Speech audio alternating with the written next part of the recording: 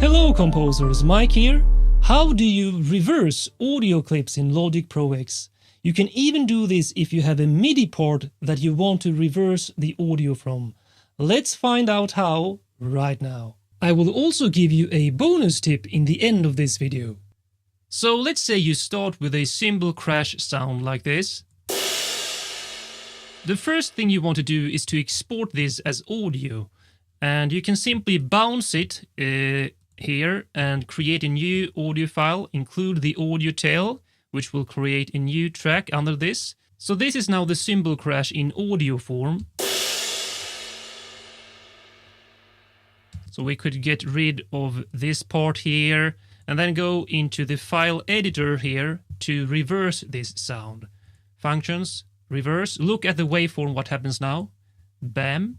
We can also normalize it like so. And this will mean that the sound now grows in intensity up to the hit point of the cymbal crash, which sounds like this.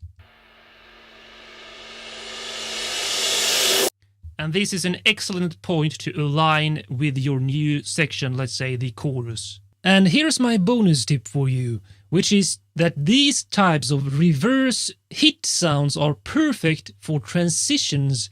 For example, going into a new section. The most important thing is that you align the sudden stop of the reversed sound at the transition point. So if I simply take this and reduce this a bit, and then I align it like so.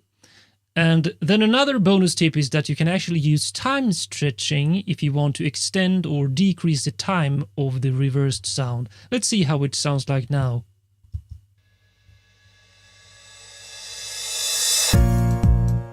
Perfect. Please like, share and comment on this video to support my channel, and I will see you in the next video, my friends.